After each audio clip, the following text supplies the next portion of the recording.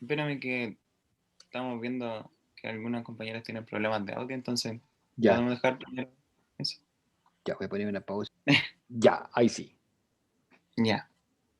Buenos días, profesor. Buenos días, compañeros. Hoy, junto a mi grupo conformado por Javiera Aros, Camila Montesino y quien les habla, Alberto Yancán, hablaremos sobre la retroalimentación. La retroalimentación puede definirse como un método de control de sistemas que se basa en la autorregulación del sistema mediante una serie de controles que ofrece el mismo, que dependiendo del objetivo, este requerirá de uno de los dos tipos de retroalimentación que explicaremos más adelante. Los resultados obtenidos de una tarea o actividad son reintroducidos nuevamente en el sistema con la función de poder influir en las siguientes acciones que realizará el sistema, promoviendo o evitando que se produzcan nuevos elementos o procesos. Esta capacidad de reingreso provoca un bucle de retroalimentación, el cual afecta a gran cantidad de seres vivos. La retroalimentación data del año 1950. En este año, el matemático estadounidense Norbert Wiener nombraba a las consecuencias de las propias acciones como feedback, o en español, retroalimentación. Este término fue inicialmente asociado con el ámbito de la comprensión de la sociedad y sus efectos. Más tarde, en los años 2000, este término también sería utilizado para nombrar estrategias de estudio y aprendizaje de estudiantes, la cual habla acerca de la capacidad del profesor para motivar a sus alumnos. Si bien, como mencioné anteriormente, la palabra retroalimentación en sí puede resultar un tanto ambigua, sin embargo, existe un tipo de retroalimentación comúnmente usado en la ciencia, denominado biorretroalimentación, la cual surge en el año 1969 y es usada para describir una serie de experimentos determinados en organismos vivos. Bueno, también vamos a ver los tipos de retroalimentación, que puede ser tanto positiva como negativa, dependiendo de las consecuencias que tengan dentro del funcionamiento de un sistema. Puede ser tanto negativa como positiva. La retroalimentación negativa tiene como función el control y la regulación de los procesos dentro de un sistema. Esta, como tal, se encarga de mantener el equilibrio dentro de este sistema como tal, contrarrestando o modificando las consecuencias de ciertas acciones. ¿Ya? De allí que se asocie a procesos homeostáticos o de autorregulación. La retroalimentación positiva, por otro lado, está asociado a procesos de evolución, crecimiento o cambio. Esta amplifica o potencia ciertos cambios introducidos dentro de un sistema para que éste pueda evolucionar o crecer hacia un nuevo estado de equilibrio diferente al anterior. Ya la finalidad de estos procesos de retroalimentación, tanto positiva como negativa, está siempre enfocada a optimizar el comportamiento de estos sistemas, de acuerdo a determinados patrones y criterios. ¿Ya? Este, como tal, es un mecanismo que aplica prácticamente a cualquier proceso que involucre un control dentro de este mismo. En este sentido, la retroalimentación se puede emplear en muchas áreas, como la comunicación, la psicología, la gestión empresarial, la electrónica también, en circuitos eléctricos también se ve la retroalimentación, tanto positiva como negativa, la educación y la medicina. ¿Ya? Tenemos los ejemplos de la retroalimentación positiva y la negativa.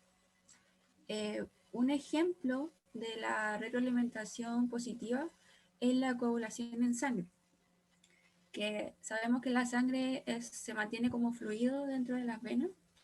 Sin embargo, cuando se rompen los vasos sanguíneos, esto activa los mecanismos de coagulación para proteger el organismo de una hemorragia sellando el lugar de daño.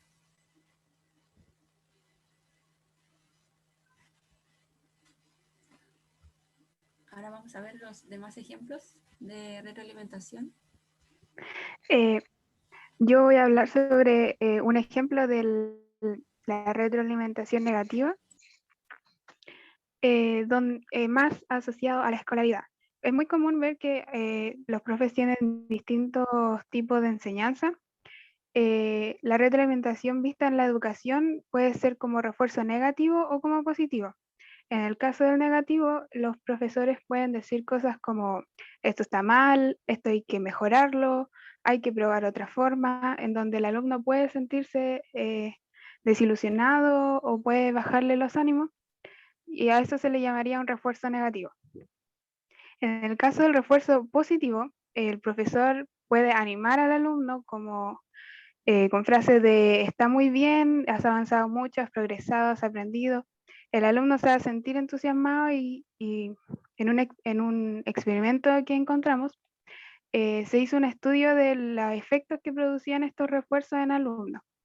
Para los alumnos que recibían refuerzos positivos, el 65% de ellos mejoraron sus notas y aumentaron sus ganas de estudiar. En cambio, con un refuerzo negativo, el 53,8% se desmotivó de seguir trabajando.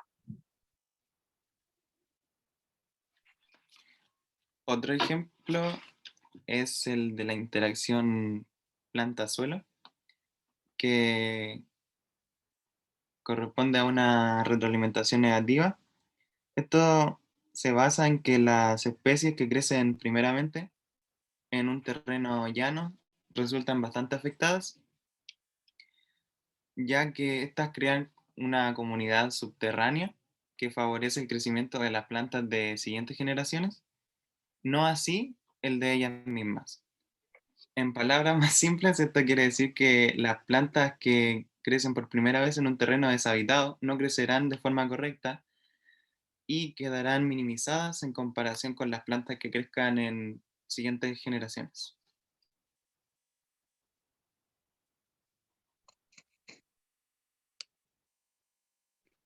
Conociendo ya que los sistemas están presentes en muchos ámbitos, la retroalimentación también se ve asociada a este. Ya que siempre los sistemas van a requerir de una retroalimentación para corregir o equilibrar efectos que el ambiente haga sobre él. Por esto es de vital importancia, ya que si no existiera la retroalimentación, el sistema sería algo similar a un sistema aislado, sin movimiento de energía ni materia, sin cambios. Es por esto que la retroalimentación también está asociada a muchos términos de la teoría general de sistemas, como por ejemplo la circularidad, en donde un elemento A va a producir el B y B a C. Y C puede producir una retroalimentación negativa en donde bloquea A o una positiva donde intensifica A. También este término puede estar relacionado con la hemostasis, ya más visto hacia el área de la biología, en donde los seres vivos necesitan reaccionar a los efectos del ambiente para mantener el equilibrio dentro de sí mismos. Esta es la importancia de la retroalimentación dentro de los sistemas, ya que es necesario para mantener los sistemas abiertos o cerrados en un equilibrio constante.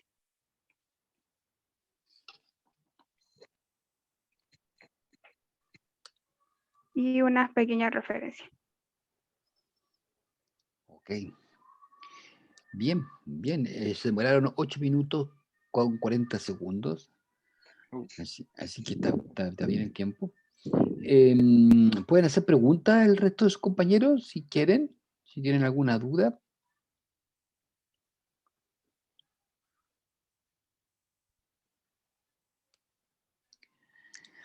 Yo quisiera preguntarles algo sobre cuál es la palabra en inglés que se ocupa para referirse a la retroalimentación. Feedback. Feedback, muy bien.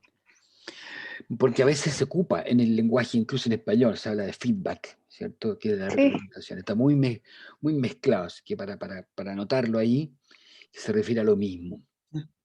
Lo mencioné dentro de la historia. Ah, perdón, Y no lo capté. sí, Disculpa. y Bien. también salía escrito en la definición. Ya. del inglés feedback, claro. Hay otro concepto que está, que se le llama el retro input, no sé si lo encontraron por ahí, que está en el apunte que yo les mencioné. No lo incluimos, pero te lo puedo explicar. Es Ya, bien. que el retro input se le refiere como, si no me equivoco, al producto del sistema que es reintegrado a sí mismo. Claro. Claro, porque puede ser dentro del sistema, el feedback, el retro input tiene algo parecido, pero justamente algo que sale y que vuelve a entrar. Pero uno podría pensarlo que es como una retroalimentación a una escala un poco distinta, porque normalmente los procesos de feedback o retroalimentación positiva y negativa son más internos. Pero está bueno, ustedes mostraron ejemplos en distintas áreas, ¿cierto? En biología, en educación, sobre este concepto que es muy importante en teoría del sistema y refleja muy bien la dinámica de los sistemas, de que se retroalimentan. Ahora, el concepto de equilibrio, ¿a ustedes los dejó convencidos? Hablaron de equilibrio. Es Los que feedback, depende del tipo. ya, ok, ya. Entonces, ¿cómo Sí. se relacionan el equilibrio con el tipo? Por ejemplo, en el caso de la colaboración que habló la Camila, al inicio de la herida se produce una retroalimentación positiva porque proteínas activan a otra y a estas a otra y a otra hasta Ujú, producir un efecto en cadena que produzca finalmente la costra. ujú. Pero el producir la costra ya sería retroalimentación negativa para detener esta intensificación. Entonces, equilibrio está más representado en la negativa porque es quien detiene, en este caso, los efectos. Si la positiva se mantuviera con el tiempo, eh, los efectos no pararían nunca. Claro, o Ba- sea, bas- sí, ah, sí, dale Roberto. Alberto. Básicamente el feedback positivo se asocia como con reacciones en cadena Ujú, que van cada vez creciendo, como un efecto de diagrama de árbol, por decirlo así. ujú. Y el feedback negativo se asocia más con la homeostasis y el control en el sistema biológico, más que nada, en los organismos vivos. Claro, para que haya equilibrio tienen que estar los dos. Sí. Porque el feedback negativo frena lo que está desenfrenado, porque si no hay feedback Mm, negativo, se produce el efecto dominó, reacción en cadena que termina por expandirse, ¿cierto? Expandirse, por ejemplo, los huracanes, los tifones empiezan a crecer, a crecer, a crecer, a arrastrar masa y empiezan a crecer, o sea, a un punto tal que pueden causar o ser enormes, porque hay un feedback positivo que lo alimenta.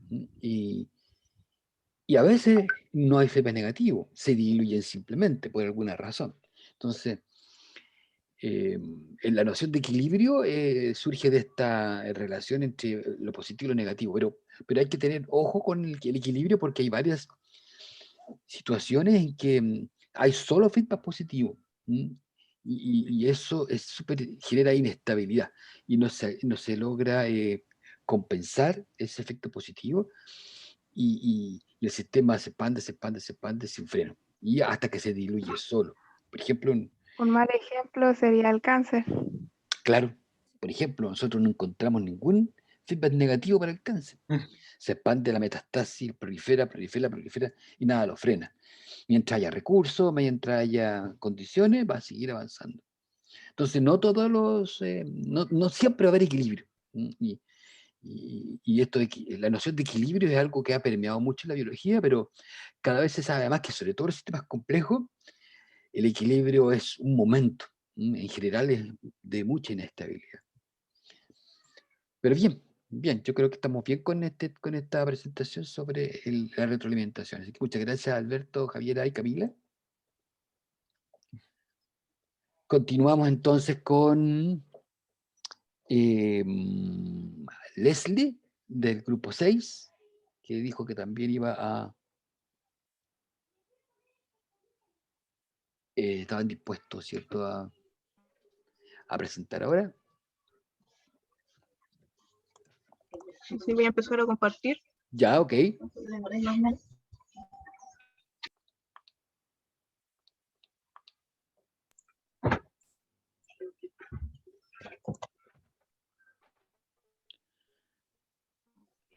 Aquí está Leslie, Maricel y ¿Se ve? Thais.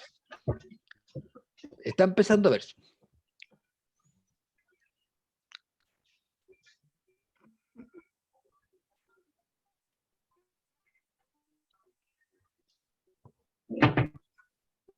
Bien.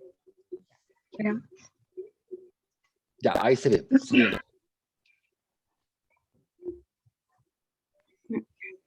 Entropía. Sí. Buenos días a todos.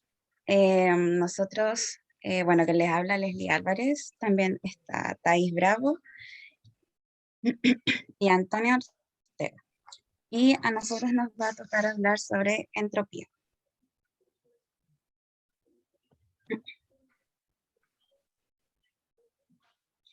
Bueno, la entropía, primero, nosotros la hemos escuchado bastante en los principios de la termodinámica.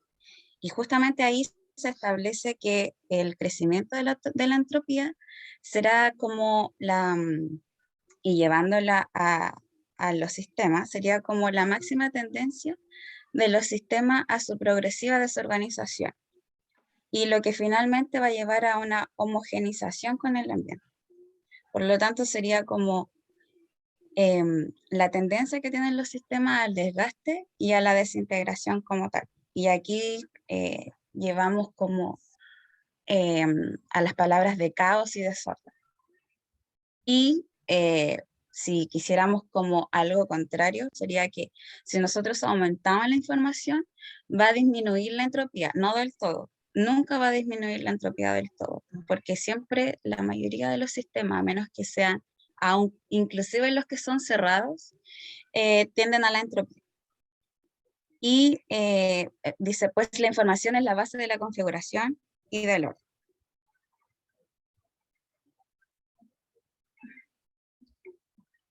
Ok. ¿Mm? Para continuar y para dar el ejemplo, tenemos que hay algunos microestados que son posibles para algunos macroestados determinados del sistema. Para esto hay que entender bien que un microestado es una configuración particular de los componentes individuales del sistema, por ejemplo, la descripción de los vectores de velocidad ordenados de las moléculas de aire en una habitación, que sería un microestado particular. Y el movimiento azaroso más probable es otro microestado, uno que representa el desorden. Y un macroestado es una descripción de las condiciones del sistema desde un punto de vista macroscópico, y en el caso de aire usa las variables como la presión, densidad y temperatura. En este ejemplo número 1 tenemos los dados.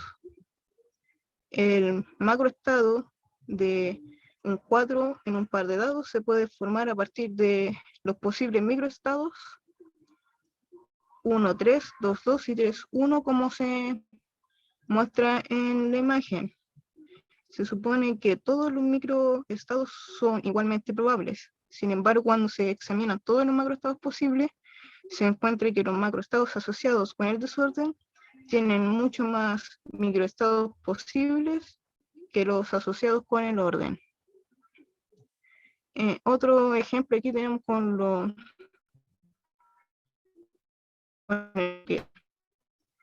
tenemos que solo hay un estado asociado con el macroestado de una flor imperial, con una mano de póker de 5 espadas o pica, que se encuentra en el orden de 10 A, como se ve en la imagen A.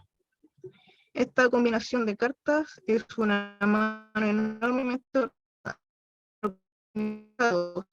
El conjunto de las 5 cartas individuales está asociado con una mano sin valor en póker, que sería lo que se ve en la imagen B.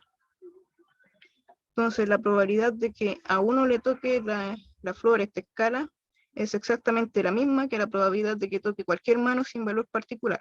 Sin embargo, ya que hay muchas manos sin valor, la probabilidad de un macroestado de una mano sin valor es mucho mayor que la probabilidad de un macroestado de la flor imperial o a esta escala.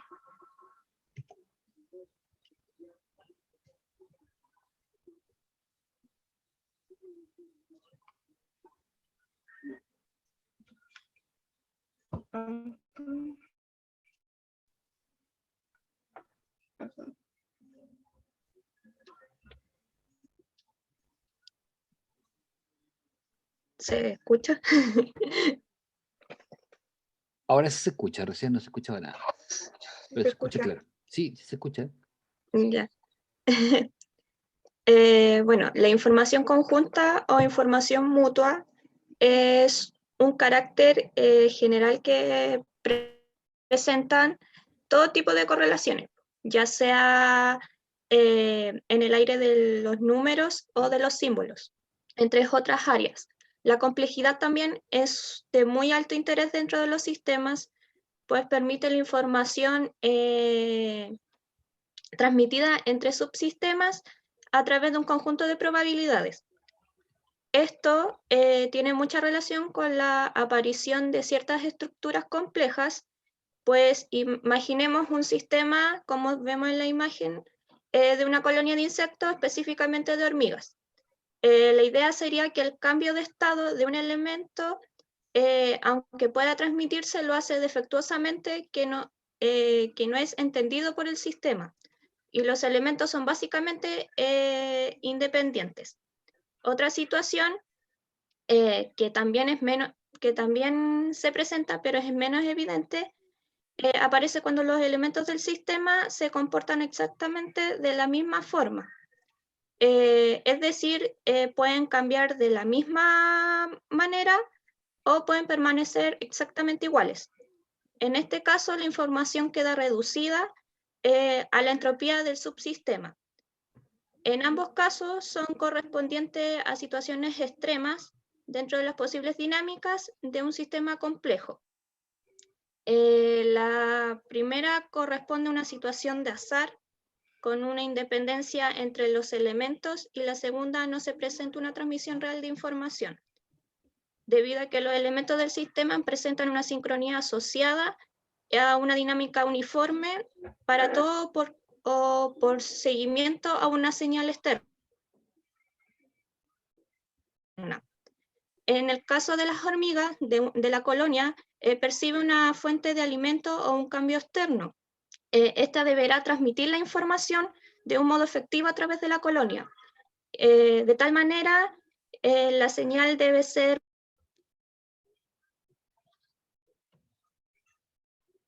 mantenida durante el tiempo y permitir esta señal, surgiendo de tal manera la complejidad dentro del sistema, ya que el medio de cambio será entre el orden y el desorden, siendo de tal manera necesario.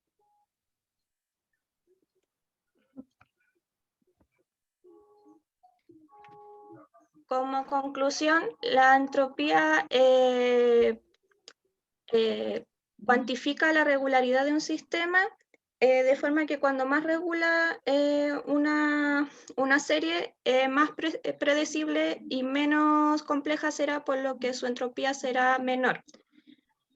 También es un valor bajo de esta corresponderá a un sistema menos adaptativo. Y ahí está la bibliografía consultada en esto. Y eso sería la presentación. Muchas gracias por la atención. Ok, bien, 8 minutos 15 tomaron ustedes en su presentación. ¿Sus compañeros tendrán preguntas? Por el chat también, si quieren preguntar.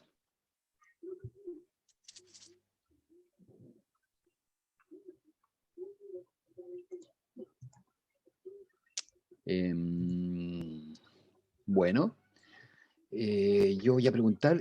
Yo tengo unas preguntas. Me Me pareció que los ejemplos de ustedes son interesantes. Un par de ellos no los conocía. Em, sí quisiera preguntarle un poquito más por cómo, si bien simple, definirían la entropía. Lo dijeron por ahí, pero independiente de la teoría del sistema, más bien globalmente.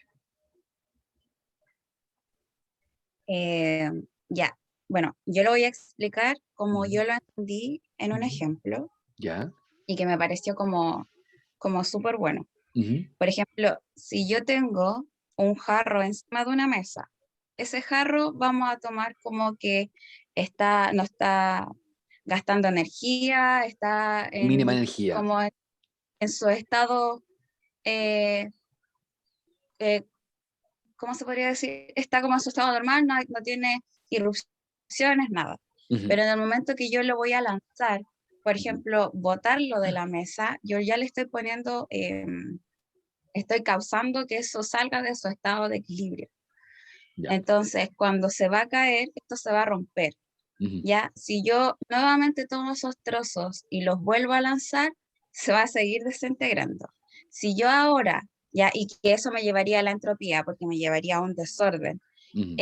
pero si yo quisiera volver a reconstruir el jarro tal cual como estaba, va a ser imposible, porque yo voy a pegar cada parte de ese jarro como yo estime como conveniente y tratando de emular la forma, pero nunca va a ser la misma. Entonces, con esto quiero decir que la entropía va a tender al caos, más que al desorden, porque también decían que el desorden era subjetivo, porque para cualquier persona que vuelva a ver este jarro rearmado va a decir esto está desordenado. Ujú. Pero quizás en ese desorden hay un mínimo de gasto energético, por lo tanto, yo ahí bajaría la entropía, a pesar de que esté todo desordenado, Ujú. estaría en su mínimo estado. No sé si Sí se pero yo entiende. Ujú.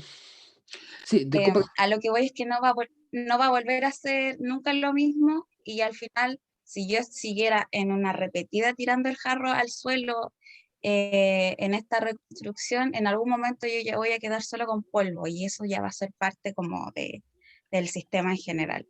Claro, Entonces, sí. sí, Ujú. Tú has hablado dos cosas, ¿eh? Un poco lo que tiene que ver con la diferencia que hay entre la mínima energía y una cosa distinta a la mínima energía, que por ejemplo, cuando ya tú le incorporas energía a un sistema, por un lado. Y después tú me has mencionado lo que pasa cuando uno reiteradamente interviene con un sistema, que sería como lo último. Pero la entropía es un concepto que deriva de la termodinámica y de la teoría de información y que apuntan a esta idea de, en caso de termodinámica, al estado de mínima energía. Los sistemas físicos tienden a no tener energía, a disiparla, a estar siempre en un estado de reposo. ¿Ya? Entonces, ujú, si uno le pone energía a un sistema, uno lo mueve, lo saca de ese estado. Y mientras uno no le sigue incorporando energía, el sistema va a volver a ese estado de mínima entropía. Esa es como la idea más general que viene de la termodinámica. En la información igual, cuando yo tengo puros unos o puros ceros, tengo una mínima información. Pero si yo empiezo a ordenar los números 0 y 1 de cierta forma, lo saco de la mínima información y le empiezo a elevar los niveles de información. Más o menos, esa es la idea. En el ejemplo de los dados, eso lo mencionó Thais, creo. Ujú. Ahí a mí no me quedó tan Sí, claro el ejemplo, no me quedó tan claro, pero es porque acá hay otra distinción que es de microestados y macroestados, ¿cierto? Pero ¿cuál sería aquí claro. la mínima entropía, por ejemplo, en esta situación?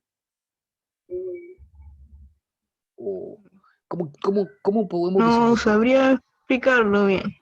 ¿Ya?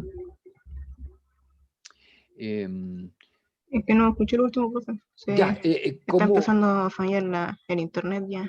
ya, no, la pregunta es cómo en este ejemplo tú visualizas la entropía. Pero el desorden sería todas las...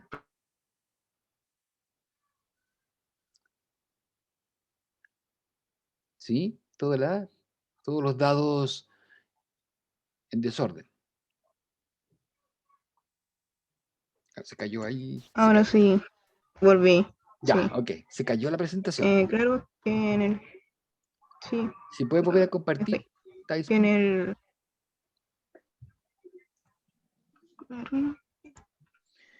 Claro, o sea, todos los Aquí dados está, sin ningún orden, en total desorden. Eso claro, sería la... la entropía aquí. Ya, Todas las probabilidades de que lo salgan menos eso, todos los números posibles, la combinación. claro.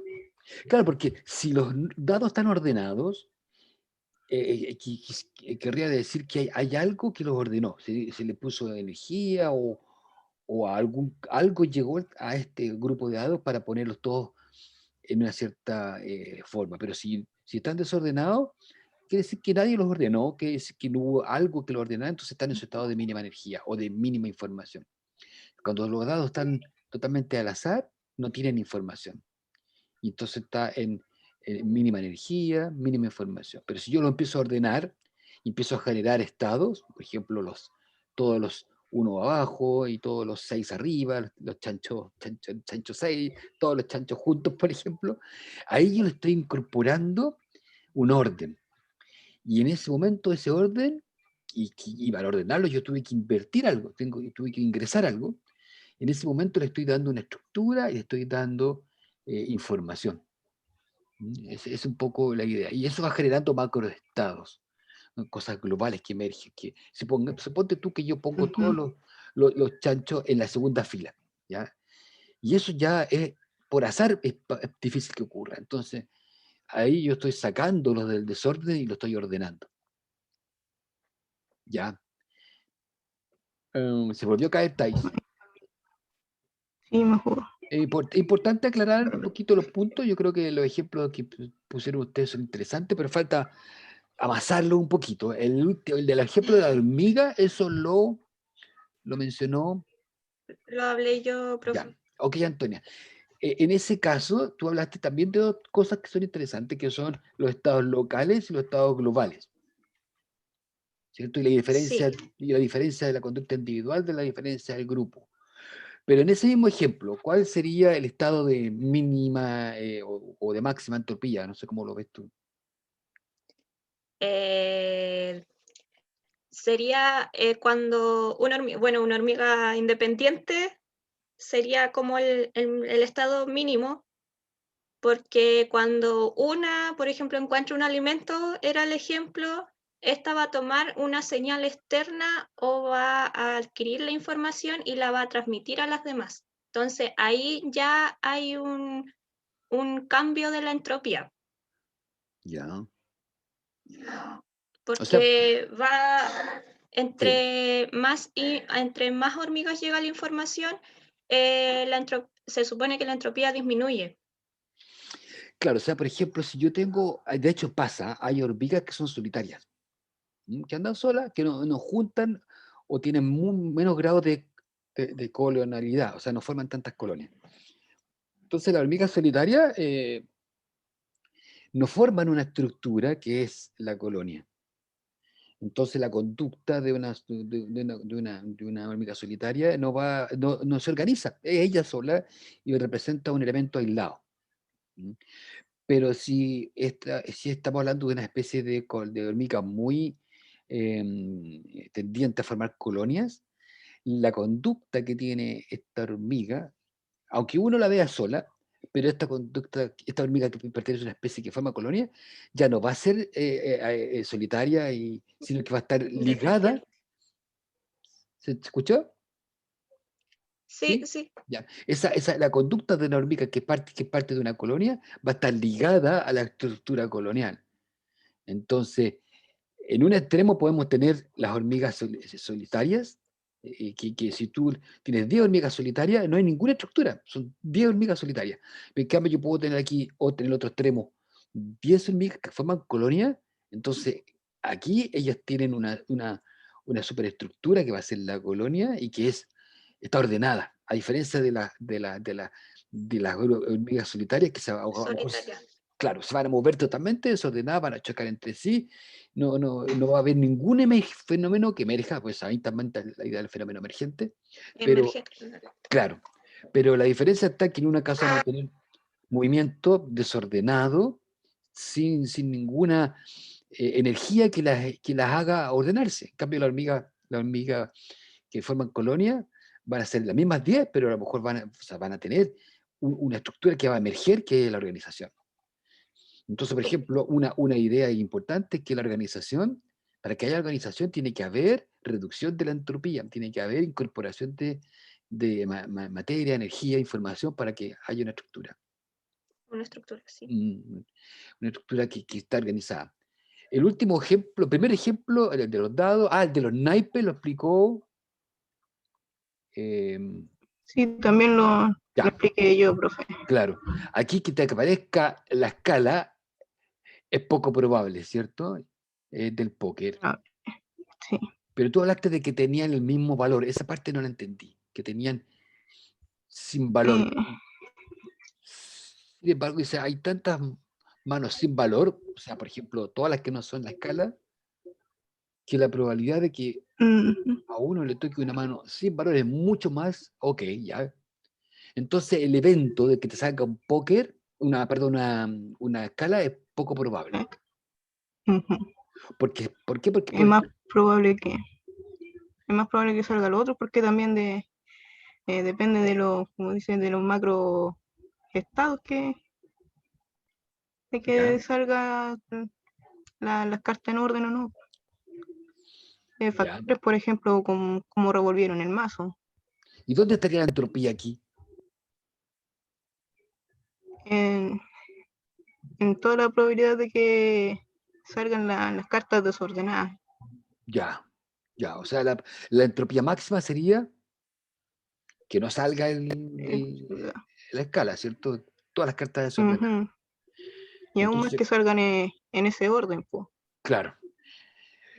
O sea, ahí se ordenaron y ahí es un evento ya que se sale de la entropía. Ahora, igual esto alguien lo valora, ¿cierto? Nosotros que estamos jugando, los valoramos eso y le asignamos un valor y lo sacamos del desorden y lo connotamos como algo que tiene valor. Entonces vemos la escala y le asignamos un valor y lo distanciamos del desorden. Para nosotros está ordenado. Lo importante es que aquí el valor que uno le asigna a cierta secuencia de cartas depende de nosotros, no está en el juego de póker en sí, o en ese conjunto de cartas. Por eso los juegos probabilísticos son azar, tienen que tener azar, tienen que tener máxima entropía, y el orden que uno le da a ciertos elementos de este juego depende de los jugadores, ¿cierto? Que pudo haber sido más valor tener todas las cartas distintas, ¿cierto? Si uno quisiera, le pone una regla nueva que gana el que tiene todas sus cartas distintas, y podría ser. Pero la idea que hay detrás aquí, yo creo que es que en el desorden, de repente aparece algo que está ordenado, y ahí hacemos la distinción entre orden, desorden, mínima entropía, máxima entropía. ¿Ok? Ya pues, grupo 6, chiquillas, chicas, estamos bien terminando con este concepto. La idea era amasarlo bien para que lo tuviéramos claro. El interesante es que la organización de los seres vivos es un fenómeno totalmente antientrópico, porque emerge como en contra del desorden. Ya, entonces ahora, gracias por la presentación. ¿Qué otro grupo se anima? Si hay un grupo voluntario, o tiramos la ruleta. Yo tengo una ruleta que tengo ganas de ocupar. Una ruleta digital. Pero preferiría en todo caso, si algún grupo se anima.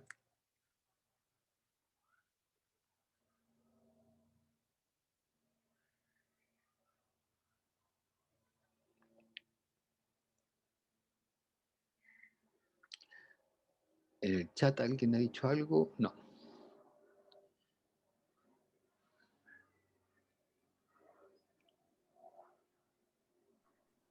A lo mejor la ruleta.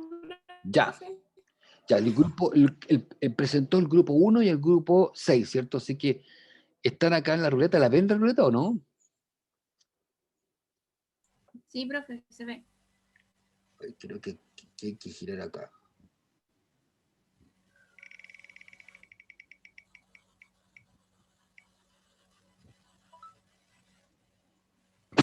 Le tocó al 4. ¿Se ve o no se ve?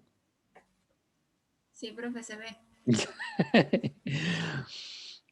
Le toca al grupo 4, que sería Nicolás Mora, Mercedes y Bárbara.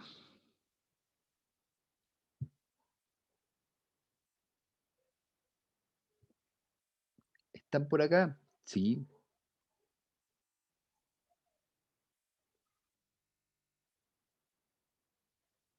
Nicolás Mora. Mercedes Pinochet y Bárbara Romazábal. Ah, voy a dejar de compartir. Perfecto. Ahí estoy dejando de compartir, Nicolás.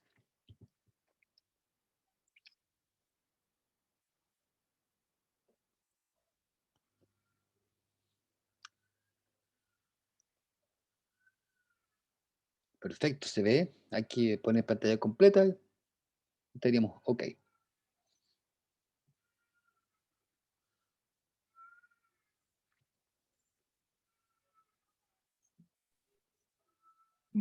¿Se escucha bien?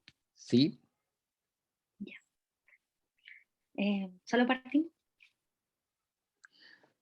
Ya, dale nomás. Ya. Buenos días, compañeros, profesor. El día de hoy nosotros vamos a hablar sobre la autopoiesis. Los integrantes son Bárbara Ormazábal, Nicolás Moras y quien les habla, Mercedes Pinochet.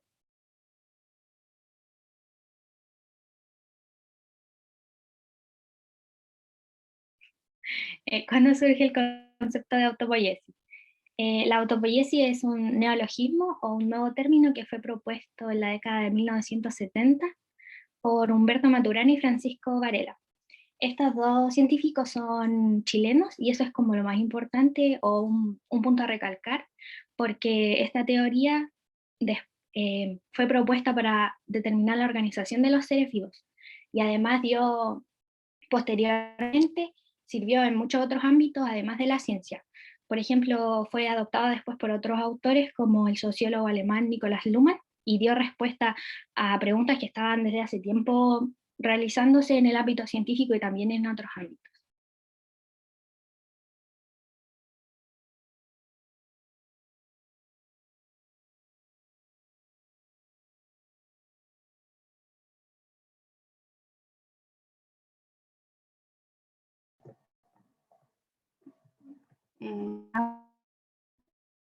Compuestas por las palabras de origen griego que significa, o sea, auto que significa a sí mismo y poiesis que significa creación.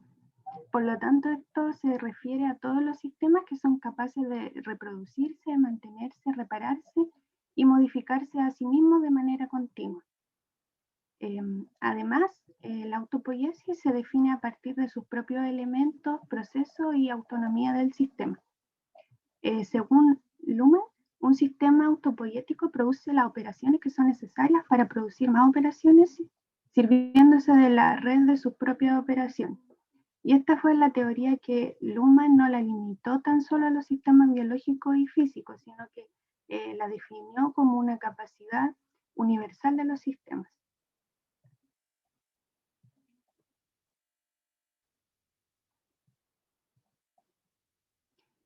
Un sistema, por lo tanto, se define autopoiético si existe una red de procesos que puedan crearla y destruir las partes del mismo sistema, como respuesta a perturbaciones en el medio, y aunque el sistema cambie estructuralmente, dicha red va a permanecer invariante manteniendo la identidad de este. Es decir, que se puede destruir y crear partes del mismo sistema de manera de mantener un equilibrio entre ambos procesos con la finalidad de mantener la identidad de este. Y el sistema además no está condicionado a responder a todos los estímulos que provengan del medio externo.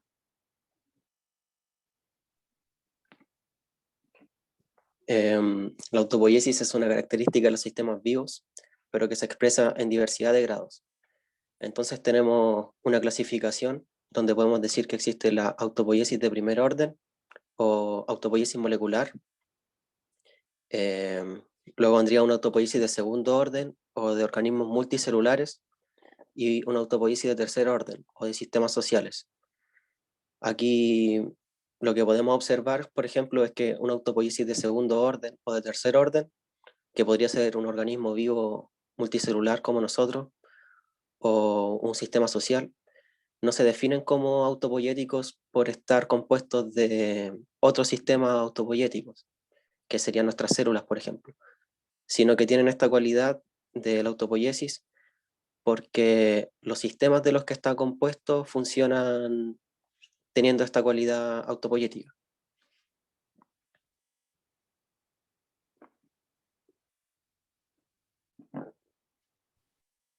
Los ejemplos de la autopoiesis. El primer ejemplo que veremos son de los seres vivos como individuos. Aquí, como antes se explicó, entran la categoría de los de primer orden y los de segundo orden. Estos son todos una red de producciones moleculares en las que las moléculas que son producidas generan las propias interacciones dentro de la misma red que las produce.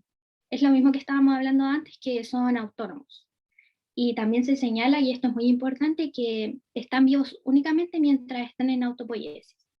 Maturana explica esto porque en el momento en que un organismo deja de estar continuamente reparándose, creándose y manteniéndose, puede generar la muerte. Entonces, por eso se dice que están vivos únicamente mientras están en autopoiesis. Otros ejemplos es cuando puede observarse en procesos biológicos como la recuperación y la reparación de los tejidos en heridas, incorporación de nutrientes y el desarrollo de los organismos a lo largo de la vida. Aquí el ejemplo, por ejemplo, es el de la reparación de los tejidos en heridas. Maturana señala que cuando uno se realiza una herida, no es cuando el médico sane la herida, sino que él como que entrega las herramientas para que uno mismo cure su herida. Entonces él también lo asocia esto como a los nichos y señala que nos entregan como un nicho artificial, por llamarlo de alguna manera, para que sea nuestro propio organismo el que esté en las condiciones adecuadas para poder curarse a sí mismo.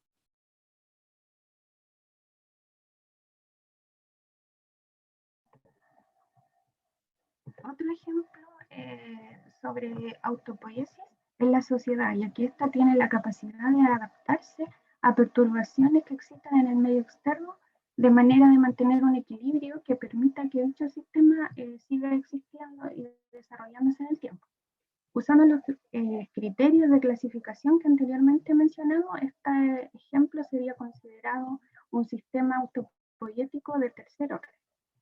Y en la imagen quisimos representar el ejemplo de la pandemia del coronavirus, en el cual muestra cómo la sociedad se tuvo que adaptar a los distintos cambios, como por ejemplo el uso de mascarilla, el lavado de manos, el cierre de frontera, entre otros. Y todos estos cambios representan la construcción y destrucción de procesos para adaptarnos a las condiciones externas de manera tal que la sociedad pueda seguir existiendo y desarrollándose en el tiempo.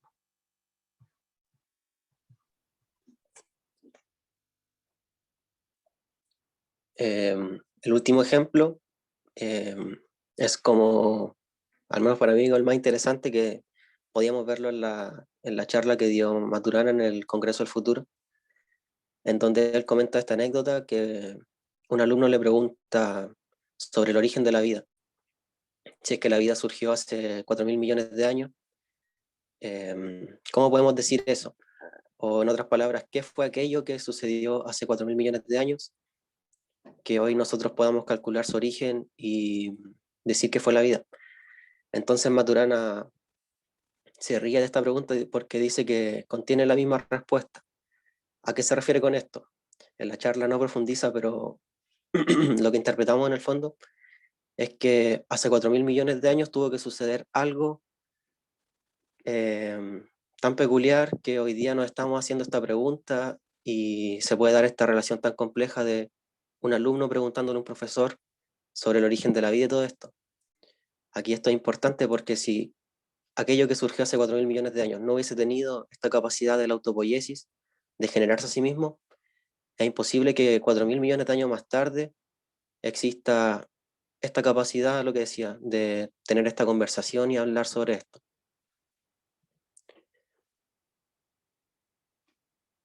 Entonces, como conclusiones y a modo de discusión, tenemos esta frase de Maturana que dice: todo ocurrir es inevitable si se dan las condiciones que lo hacen posible.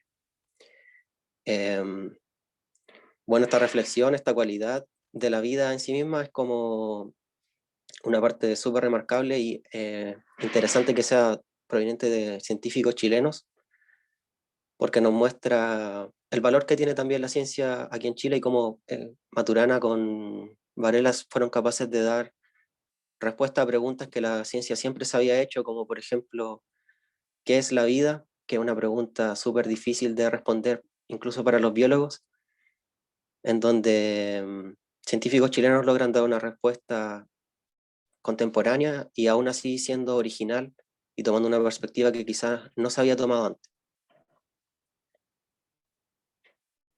Bueno, ahí están las referencias y gracias por su atención.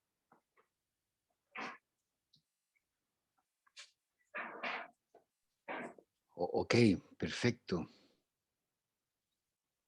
Muy bien. ¿Preguntas de sus compañeros? ¿No te van a hacer preguntas?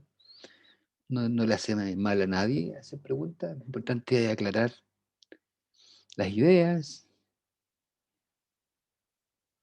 No crean que cuando yo hago preguntas significa que es malo. Es simplemente lo que se gatilla, ¿cierto? Cuando uno tiene preguntas, cuando uno tiene una inquietud.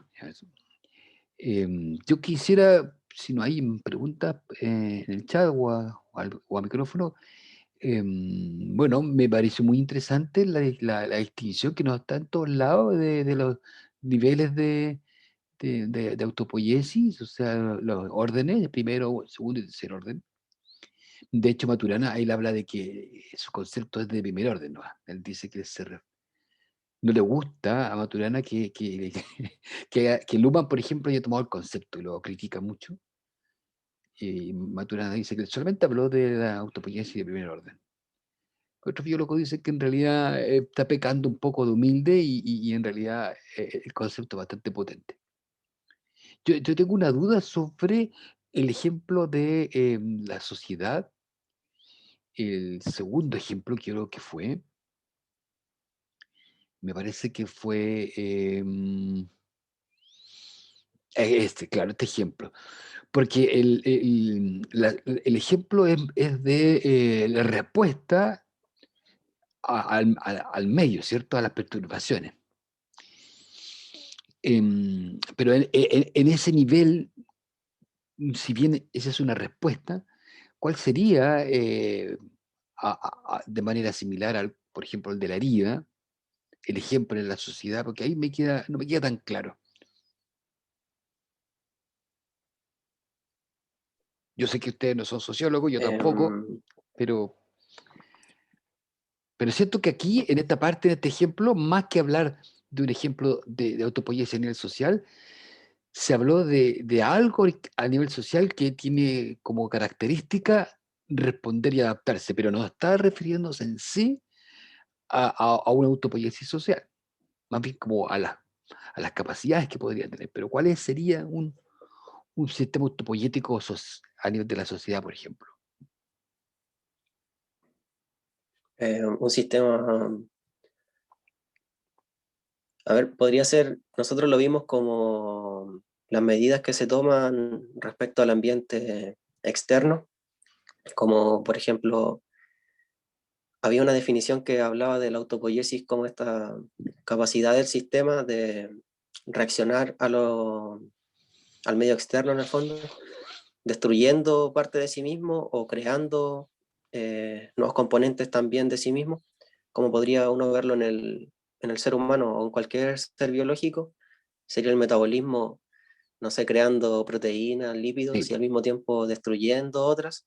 Ya. Y nosotros vemos que en esta pandemia, como Ujú. si fuera un gran metabolismo de la sociedad en donde se cierran fronteras, los científicos desarrollan vacunas, se desarrollan mascarillas, alcohol en gel o un montón de... que podrían verse como si fueran proteínas, lípidos, pequeñas moléculas, pero a gran escala. Ya, o sea, la sociedad está respondiendo internamente para mantenerse como sociedad, ¿cierto? Así es. Y la sociedad genera elementos para autoproducir la sociedad de manera que no se extinga, ¿cierto?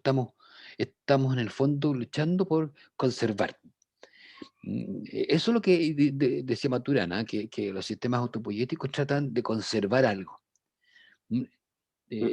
Todo se trata de conservar. ¿Y qué trata de conservar un ser vivo cuando hace una herida?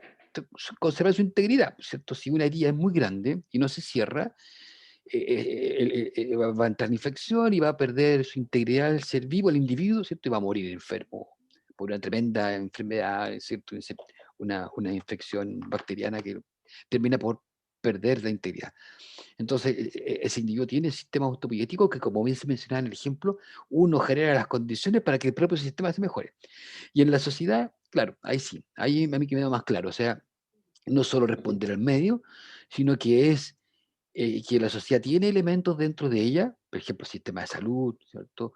La tecnología que permiten que sea capaz de mantenerse ante una contingencia y conservar su integridad como sociedad. Pero ahí hay una idea importante que es lo de conservar algo. Lo otro que quería comentar, que también lo que tú mencionaste, Nicolás, al final, sobre esta pregunta que le hicieron a Maturana, a un estudiante, y es súper interesante porque en otra presentación que tiene Maturana por ahí, él hablaba de que, que a veces hablamos de la vida y resulta de que la vida es un concepto súper abstracto. De hecho, Maturana decía que en realidad no tenemos que hablar de la vida, tenemos que hablar de los seres vivos. Entonces, cuando se habla del origen de la vida, en realidad lo que se quiere preguntar es el origen de los seres vivos. Entonces, por eso la pregunta cambia, pero más bien la respuesta cambia. No es que uno tenga que dar respuesta a la pregunta por el origen de la vida, porque la vida es un abstracto, no toma carne o cuerpo, digamos, en los seres vivos. Entonces la pregunta es, ¿qué pasa hace 3.800 millones, 4.000 millones de años atrás? ¿Qué es lo que parte? Parte, en el fondo, la capacidad de algún sistema de auto-mantenerse y de autogenerarse. Y ahí viene, en el fondo, el origen de los seres vivos. Es bien interesante, ahí hay una charla con Barken, La vida es bella, tiene dos entrevistas maturanas, una más reciente, donde la última apunta más a esta diferencia entre seres vivos y vida. Y de hecho, como que se plantea que el concepto de vida no es un concepto que uno pueda manejar, sino que más bien los seres vivos. ¿Ok? Y es interesante eso de que en el fondo los médicos dicen que ellos nos sanan. Es bonito el ejemplo porque en realidad lo que hace el médico es generar condiciones para que el cuerpo solo se sane. Para que, y, pero también pasa en los seres vivos que y son algunas enfermedades complicadas, que son, por ejemplo, la enfermedad autoinmune, en que el cuerpo mismo se daña. Ya eso sería Sí, lo también. contrario. Sería lo contrario, ¿cierto? Aunque el sistema inmune también es un sistema autopoyético, pero aquí el caso es que empieza a desintegrarse, se autodesintegra, así como lo opuesto. Ok, me parece súper bien, muchas gracias. El grupo 4 que les tocó por ruleta, ¿cierto? Para avanzar. Estuvieron bien en el tiempo, ¿cuánto? Uy, no para el tiempo, por eso van como 9 minutos. Así que estuvo bien. ¿Qué hacemos? ¿Hay otro grupo voluntario?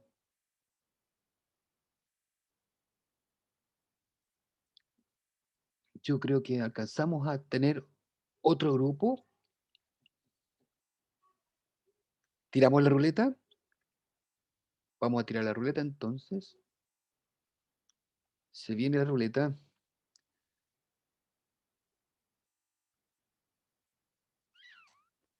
ya presentó el grupo 1, 6, 4, ¿cierto? Y nos corresponde entonces, si sale ese grupo, lo vamos a tirar de nuevo, ¿cierto?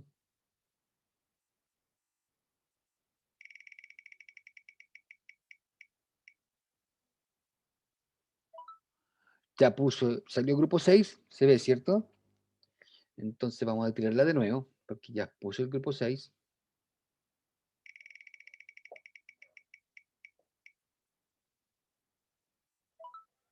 El grupo 7.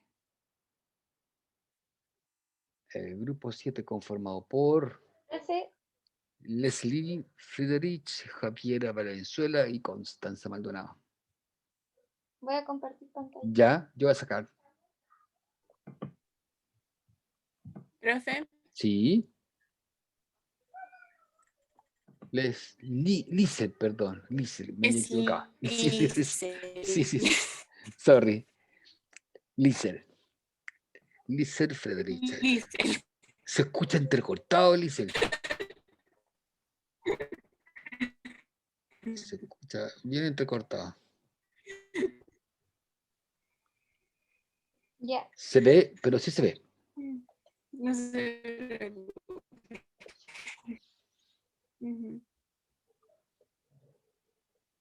Ah, rayos. Lo arreglé. Súper entrecortado. No sé si a usted le pasa lo mismo al resto que escuchan mal. Yo escucho muy mal. Se ve bien, pero se escucha mal. Sí, que la lista tiene problemas de internet. Pucha, qué pena. Lo que vamos a Lo voy a hacer, preguntar. a lo mejor va a tener que poner alguna a ustedes porque se escucha muy mal, Alicia. Sí.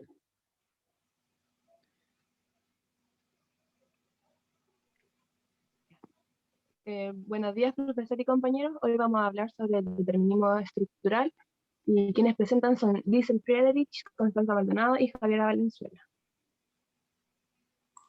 Ok. Definición. El determinismo estructural establece que las perturbaciones que puede sufrir un sistema al interactuar con el ambiente dependen exclusivamente de la dinámica de interacción que le permite su estructura y que de ninguna manera serán especificados o definidos por el agente ambiental que afecta la perturbación, perdón, que efectúa la perturbación.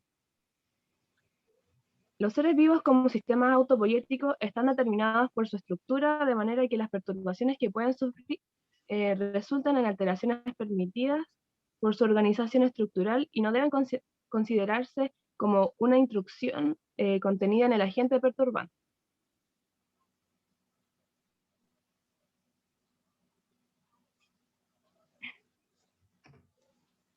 En resumen, los sistemas vivientes están determinados por su estructura en cada instante.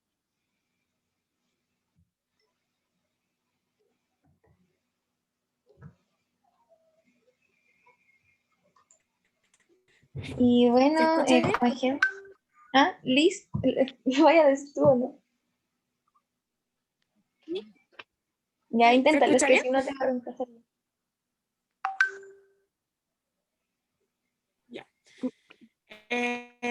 Un ejemplo de esto es que la alergia a ciertos tipos de polen es un rasgo presente en gran parte de la población. Sin embargo, no es que el polen tenga el poder de causar alergia, sino que hay gente que le afecta y hay otras que no. Y es la fisiología de esta gente a la que le afecta el polen lo que desencadena esta reacción. Bueno, dentro de otros ejemplos, está que en un aparato electrónico, como lo es el control remoto de un televisor, cuando uno aprieta una tecla, este dicta una función. Pero cuando le llega a faltar una tecla, este ya no va a tener el mismo funcionamiento y se verá afectado.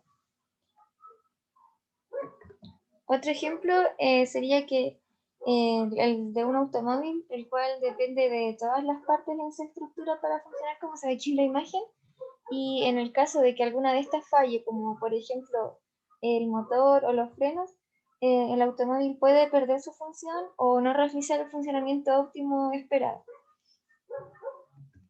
Y bueno, a modo de conclusión, un estímulo desencadena un proceso determinado por la estructura. Y aquí están las referencias bibliográficas.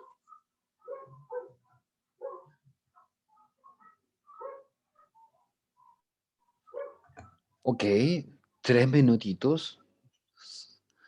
Solo 3 minutos. Siento que falta un poquito amasar nuevamente. Esta palabra a mí me gusta mucho, de amasar los conceptos, porque cuando uno los amasa, como cuando uno hace una pizza o un pan, queda, después de un buen rato, el concepto queda mucho más compacto, queda más manejable. Entonces, aquí falta todavía ese proceso. Vamos a traer el uslero y vamos a amasar un poco más. Profe, es que está ¿Sí? igual difícil encontrar Es bibliografía, difícil, como que es todo se va difícil. mucho por las ramas. Sí, sí, es verdad. Y entonces tratamos de buscar lo que lo explicara más fácil y por lo mismo no salió tan cortito porque Sí, sí, sí, es verdad. leímos harto, pero habían cosas que ya se iban como por otro lado y abarcaban más conceptos que no iban a terminar respondiendo a lo que usted nos pidió, que en el fondo era definir el determinismo estructural. No, está bien, sí, sí, sí. De repente lo que se me ocurre es que hablemos un poquito más de cada ejemplo, porque están bien los ejemplos, pero creo que le hace falta algunos ejemplos. Ya.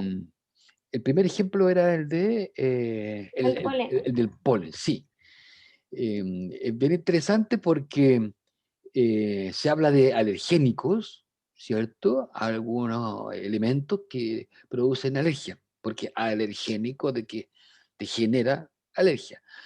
Pero como bien se dice ahí, el mismo alergénico puede no producir alergia en un ser humano y en otro sí la produce. Y ahí, ¿qué pasa? Es que hay algo en la estructura de ese individuo que se le produce la alergia que determina que al interactuar con este polen sí se desencadena. Entonces ahí está la idea de que estructuralmente en ese individuo que tiene la capacidad de responder a ese alergénico está determinado estructuralmente. Va a haber una determinación estructural. Y varía en cada sistema, en cada Claro. persona. ¿Y qué podemos decir del individuo al cual no responde a la alergia? Que su estructura no, como que está condicionado para que no le dé alergia y los otros sí. Claro, también está determinado estructuralmente, pero para otras cosas. Al menos para ese estímulo ya no. Claro, quizá hay otras cosas que le den alergia en vez del polen. Claro, por ejemplo, nosotros podemos tener receptores en nuestras células y si tenemos un receptor para un determinado antígeno, vamos a tener una respuesta inmune, ¿cierto? Pero si no tenemos ese receptor, no vamos a recibir, nunca nos vamos a tener una respuesta porque no está ese receptor. Entonces, ambas células están determinadas estructuralmente. Una para sí ser estimulada por ese antígeno y otra para no. Entonces, el determinismo estructural está ahí. La estructura que tiene un determinado sistema va a determinar lo que le pasa. Esa es la idea del determinismo estructural. Y como usted mencionaba, el siguiente ejemplo, ¿cuál era? El del control. Claro. El del control remoto era, si le falta una tecla, va a dejar de hacer cosas, ¿cierto? Lo mismo que hablábamos recién. Una célula sin un receptor no va a poder ser, un receptor específico no va a poder ser estimulado por un ligando particular, ¿cierto? Lo mismo pasa acá con un control remoto, le falta la tecla, no va a poder ocupar esa tecla y va a perder la función. Lo otro importante de determinismo estructural, ¿sí? No, le iba a decir algo que me había llamado la atención, que Ya. hacía referencia a que era como que se basaba también en los cambios de cada instante, porque por ejemplo el mismo caso del control remoto, podía funcionar, pero por ejemplo se me puede caer y romper y ya iba a dejar de funcionar, entonces hablaba de los cambios de cada instante y que en cada instante las cosas tienen una función dependiendo de la estructura que es variable. Claro, porque si se me cae y el golpe que se da tan fuerte que cambia la estructura, puede perder, ¿cierto? Puede perder. Se me cae y se me rompen dos teclas, entonces ya no va a poder funcionar. Por más que apriete, no va a estar esa tecla, va a estar, qué sé yo, el mecanismo por el cual funciona la tecla, ya no va a estar. Entonces las perturbaciones pueden afectar la estructura a tal punto que ya deja de tener la función. O puede que una perturbación sea amortiguada. De hecho, eso pasa, ¿cierto? A mí se me cae el celular o el control remoto y no se rompe. Sufre una perturbación no tan importante porque no cambia su estructura. Pero lo que quería decir, ahí está la mano, ¿cierto? Apretando el botón. Sí. Pero si yo lo aprieto con lápiz, funciona, ¿cierto? Si yo lo aprieto con el codo, funciona. Si yo lo aprieto con cualquier cosa, El estímulo es el mismo, en ese caso hacer presión.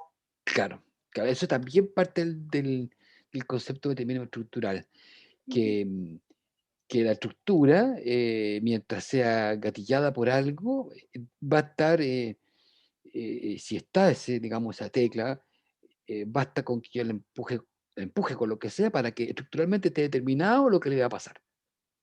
Ajá. Entonces también es parte de este concepto. Y el último ejemplo era el auto. Claro, aquí también pareció al del control remoto, en que si pierde algo. Si pierde algo, deja de funcionar. Sí. Y también, por ejemplo, imagínese usted que el auto funciona a benzina, ¿cierto? El auto necesita, por ejemplo, benzina 95 octanos, supongamos. Y no importa si es Shell, si es Copec, si es PS, tiene que ser. Entonces también hay en la estructura del auto, la mecánica del auto, requiere de un elemento, pero no está definido estructuralmente que tiene que ser esa. Si yo le echo petróleo, no va a funcionar. No va a funcionar. No se va a adaptar el auto al petróleo. Las máquinas tienen eso, las máquinas no se adaptan. Ahora hay máquinas inteligentes, ¿cierto? Que tienen sensores o con inteligencia artificial. Y ahí estamos avanzando un poquito más. Pero si venga un auto que no tiene tanta tecnología, quién sabe en el futuro nosotros vamos a poder ir a una bomba y ese auto solito se va a adaptar y va a darse cuenta que es petróleo, que es 93 octanos, 95, pero lo tradicional es que las máquinas no se adapten y que están estructuralmente determinados para recibir un cierto estímulo y responder a él. O Igual estas caras son como, por ejemplo, cuando el auto anda con alguna puerta abierta hace un ruido y esas cosas, igual como que también son sensibles a esos estímulos, en este caso que no sé, pues hay una puerta abierta o alguien que no se pone el cinturón, el piloto Claro. o el copiloto hace Claro, el auto, Sí, una el auto, por ejemplo, hay autos que no parten, si por ejemplo, o emiten el ruido si tú no tienes el cinturón de seguridad puesto. Entonces está determinado estructuralmente de que si tú metes la llave y tiene el motor encendido y si se mueve y tú no tienes el cinturón de seguridad, hay un mecanismo que es automático que está determinado estructuralmente en que suena la alarma. Pero eso es muy Y profe, distinto, ¿sí? nada, que en este caso lo que me enfoqué en el ejemplo era que si no funcionan los frenos, el auto igual no es óptimo andar así porque puede chocar, puede producir un accidente y ya perdería la función de trasladar de un lugar a otro. Claro, o sea, si le falta una estructura importante, un elemento clave en la estructura, ya no va a tener la función que uno espera que tenga, ¿cierto? Si el láser del control remoto está malo, tampoco va a funcionar. Si le falta algo, no va a poder operar. Entonces, el determinismo estructural es eso, o sea, tiene una estructura, un sistema tal, y que le va a permitir hacer ciertas cosas, pero como ustedes dijeron al inicio, el estímulo externo no especifica lo que le va a pasar. Lo que hace el estímulo externo es gatillar el proceso de funcionamiento del sistema que está determinado estructuralmente, simplemente lo gatilla. No es una instrucción específica que le entrega elementos al sistema para que luego tenga una respuesta. Y eso lo hace el cerebro, el sistema nervioso. El cerebro tiene, además de tener una estructura, tiene elementos que son distintos. ¿Ya? Por eso también hay una pequeña diferencia ahí entre máquina y seres vivos. De hecho, hay un libro que se llama así, Máquina y seres vivos, de Maturana y Varela, donde habla un poco de estas diferencias, de que una máquina y un ser vivo tienen cosas similares. De hecho, nosotros somos en alguna medida máquinas, pero tenemos algo más que máquinas. Perfecto, tenemos tiempo para un grupo más. Muchas gracias, grupo 7. Profe, igual lo siento si estuvo un poquito corto, es que como le dije, estaba complicado Sí, encontrar sí, más información. claro, hay poca más lugares donde se discuta. No es tan común el Y concepto. encontré harto que se enfocaba como también en el desarrollo sociológico. Sí, Encontrar, más que sí, en lo que nos servía, encontré más de eso. sí. Eso es lo que comentaba el grupo anterior y los otros grupos sobre Luhmann, sobre la teoría del sistema en sociología, en que ha tenido mucho impacto, y a los sociólogos les encanta este concepto de, algunos que lo critican, hay algunos artículos que también lo encuentran muy reduccionista, algunos sociólogos, como que se fija más en el mecanismo que en el proceso global, entonces ha sido criticado, pero el término estructural se ha discutido mucho más en ciencias sociales, en terapia, no sé si lo vieron por ahí, en terapia familiar, a los psicólogos, los Ahí como terapeutas, en psicoanálisis, algo así, encontré más de eso. exactamente, sí, a los psicólogos, a los terapeutas les interesa mucho este proceso de la autopoiesis, y del término estructural, porque por ejemplo, se pueden ver esos temas que son muy bonitos, que antes los terapeutas trabajaban con una sola persona, en forma individual, una sola persona, y después los terapeutas se dieron cuenta, por ejemplo, llevaba una madre a la consulta con el terapeuta, y que tenía un problema familiar, entonces el terapeuta y la paciente le informaba del problema familiar, el terapeuta recomendaba, pero se entrevistaba solo con la madre. Y después un grupo de terapeutas que dijeron en realidad, a ver, traiga al niño. Después de la entrevista era con el niño, la mamá, ¿cierto? Después empezaron a traer, algunos terapeutas dijeron en realidad, este es un problema sistémico, así que venga toda la familia y hacemos el análisis de terapia familiar.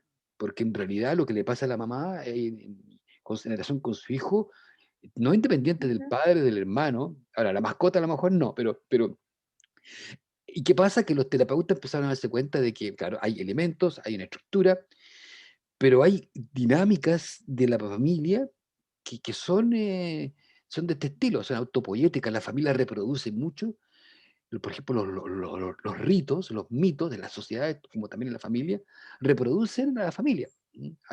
Las familias se autoproducen, hacen cosas, los cumpleaños, las celebraciones, algunos eventos familiares como salir de vacaciones al mismo lugar, tienden a autoproducirse. Y a veces esa autoproducción de elementos son sanas y otras veces no son sanas. Otras veces, por ejemplo, hay costumbres de un padre, costumbres de un hijo que generan conflicto. El papá siempre reta al hijo, siempre encuentra malo lo que hace el hijo. O el hijo siempre critica o quiere más al padre o quiere a la mamá, son cuestiones que a veces pasan. Entonces, hay un determinismo estructural, que están los elementos, los hijos, el padre, pero también se producen estas otras dinámicas de grupo y van por el lado de la autopoiesis. Así que es verdad, esto del determinismo estructural sale un poco más de la biología, se ha expandido harto en otras áreas. Ya, ok. Entonces estamos. Muchas gracias, grupo 7, Javiera y La Connie y la Lisel y Constanza. Sigamos ahora con el grupo que aquí me escribieron en el chat, el grupo 5, de Lucas Aguirre, Avich y Diego Díaz. Avich Pastrián. Por favor, adelante. Avich, ¿podrías compartir pantalla?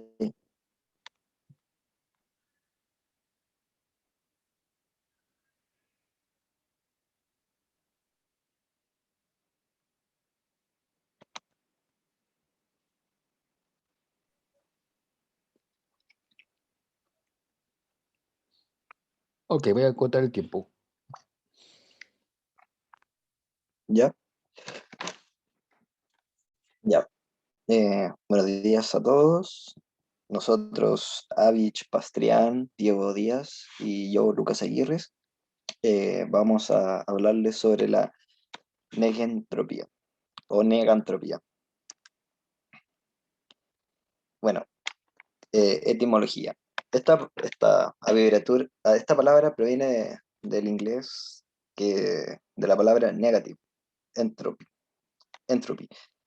que a su vez proviene del griego de la palabra entropía, que significa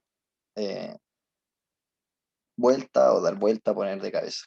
Y negative, del latín negativus, que significa relación activa o pasiva de negar. Este término fue acuñado por Robert Bruce Lindsay, que fue un estadounidense físico conocido por prolífico de libros de física en acústica, análisis históricos y filosóficos de la física. Bueno, este término lo acuñó en 1940.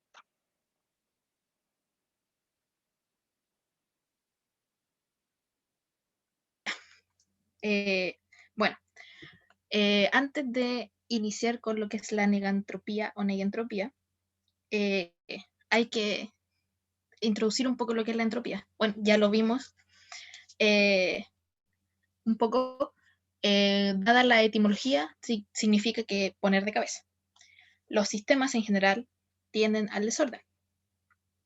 La definición en el área de la termodinámica, que es como donde nos vamos a enfocar, dice que la energía que no puede ser utilizada en un proceso o para realizar un trabajo, se pierde. Este valor, o sea, la energía que se pierde, la entropía, aumenta en el transcurso de procesos que ocurren de manera espontánea o natural. Entonces, cuando avance esta cosa, no me digáis que se me pegó. Ratas, espérense. Qué horror. A veces se demora internet. No sé si es que se me pegó hasta la pantalla. No, ¿por qué? A veces, mira, puedes Los odio. dejar de compartir y a veces se arregla. A ver, vamos a dejar de compartir.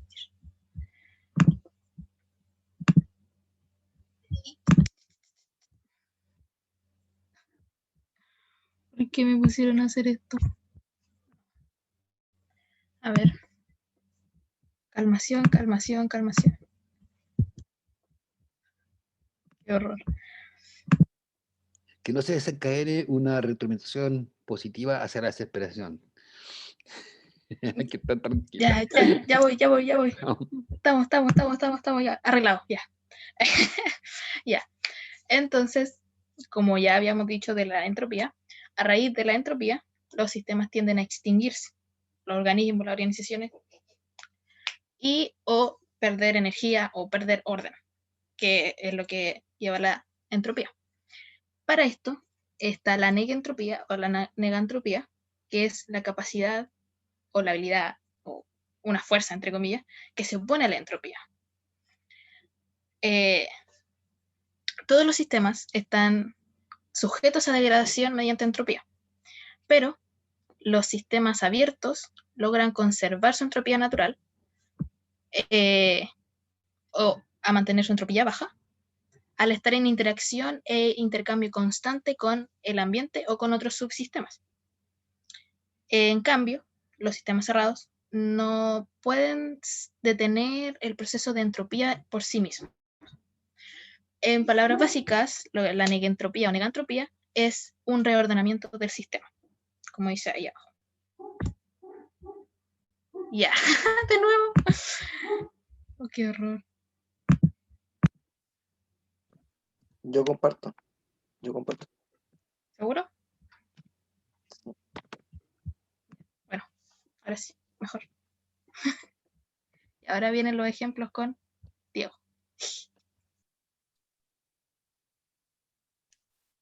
Bueno, como dijo mi compañera, no sé si se me escucha bien, creo que sí.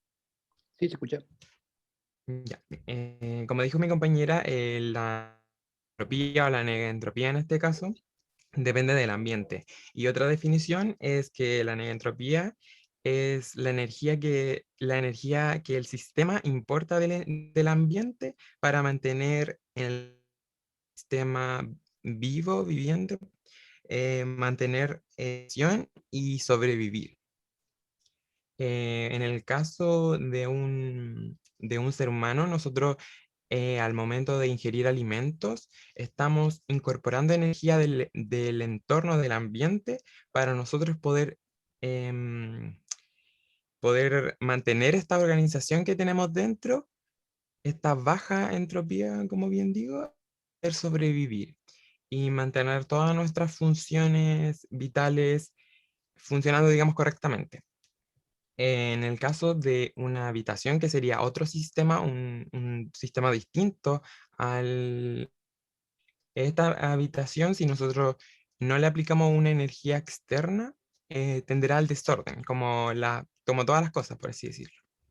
Si nosotros no aplicamos esta energía, que sería ordenar esta habitación, es desordenada, porque nosotros día a día vamos a ir desordenándolo naturalmente, y si no, como digo, ejercemos una energía para cambiar esto va a seguir tendiendo al desorden, y esto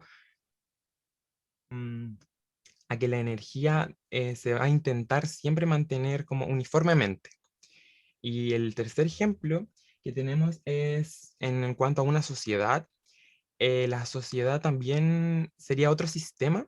En este caso, la energía que se aplica que se aplica para mantener este orden sería, por ejemplo, en una presidencial, o ya que al alguien que ordene, estamos aplicando una energía. Las elecciones, digamos, sería la energía que nosotros tenemos, el esfuerzo que tendríamos que realizar para que exista un orden en esta sociedad y que pueda funcionar de forma correcta. Como ¿se puede pasar la diapositiva, por favor? Estoy en eso. Se quedó pegado. No era culpa mía, era culpa de No era Zoe. culpa de la Vish. Qué raro. Capaz que sea muy pesada la presentación y a internet le cuesta. Deja de compartir y comparte la siguiente diapositiva.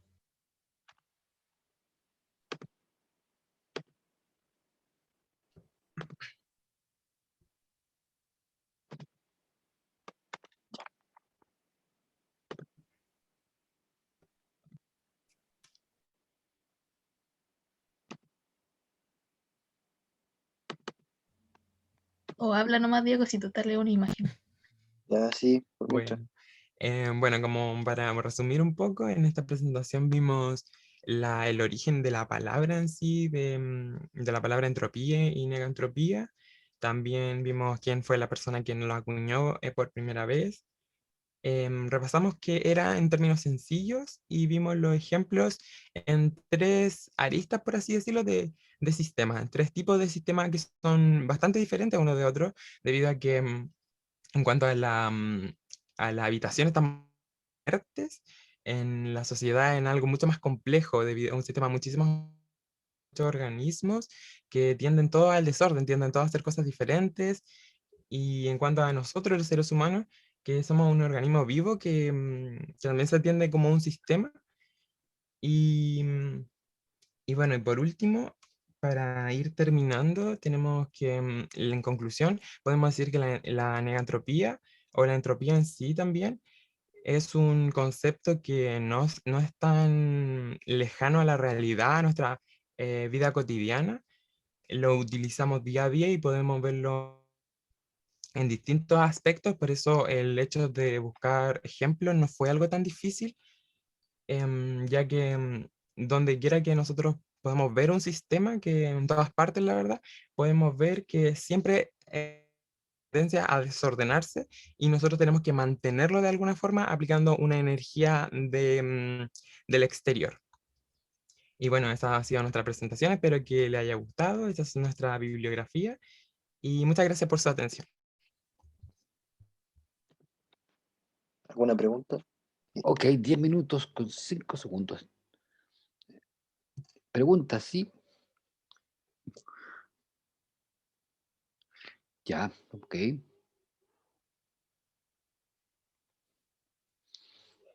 Ujú.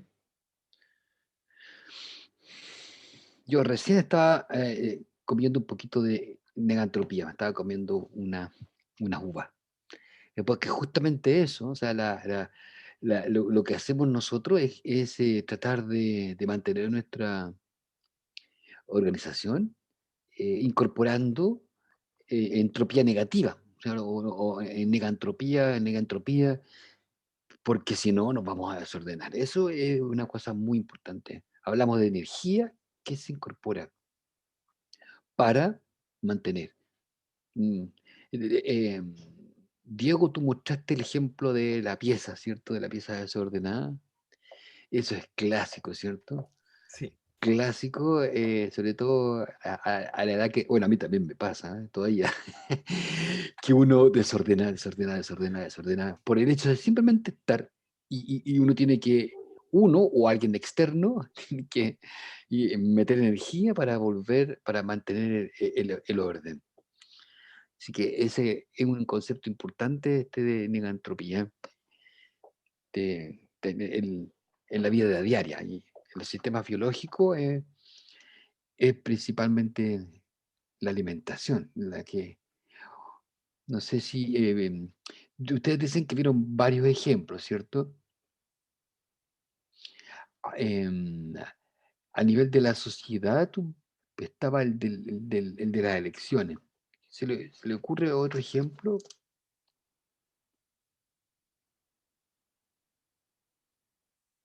A nivel sociedad. Ujú.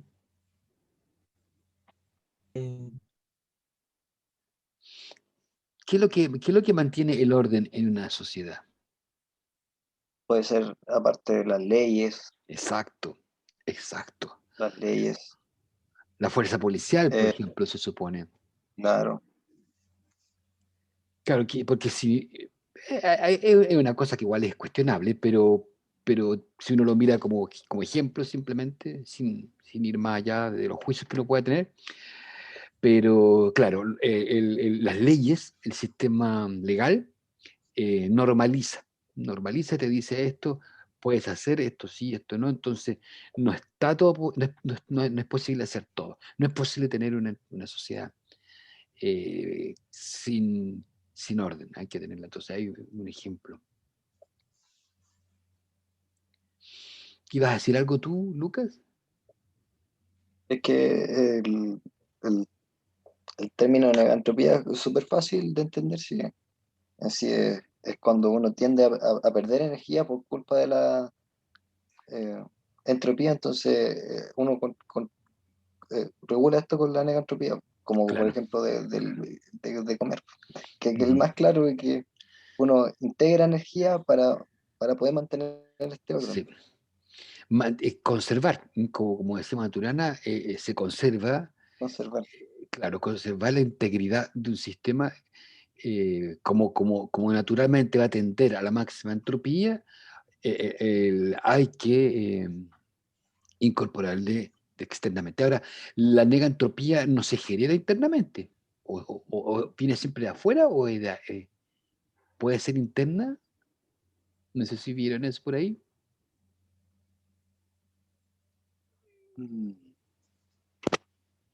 Porque, por ejemplo, la autopoiesis es algo interno, es algo que se muerde la cola, ¿cierto? Algo que el mismo sistema es capaz de producir. Es que las energías tienden a tener contacto con el exterior porque no está intercambiando energía siempre con el exterior. Ujú. Entonces Ya, no es como algo tan interno. ya, o Pero sea, sí, claro, eso. Ahora, hay que tener en cuenta que a veces pasa, bueno, muchos sistemas tienen subsistemas. ¿Ya?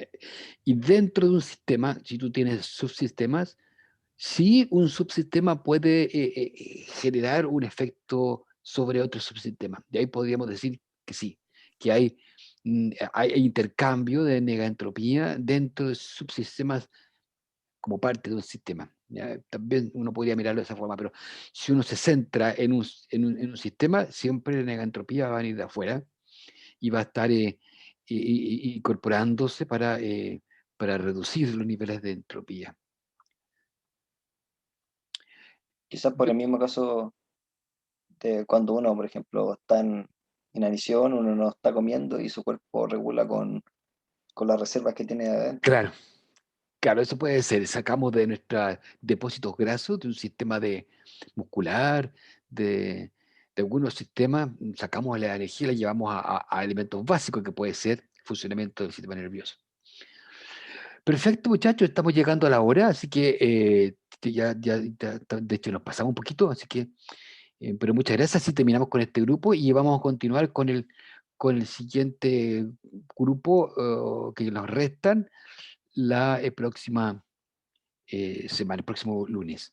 Bien, muchas gracias por su trabajo, así que vamos a estar viéndonos el lunes y que tengan un buen fin de semana. Chao, profe. Chao, chao, disculpen Bye la demora. bye. Bye bye. Cuídense. Chao, chao. Chao, profe, que esté bien. Chao, gracias a ustedes.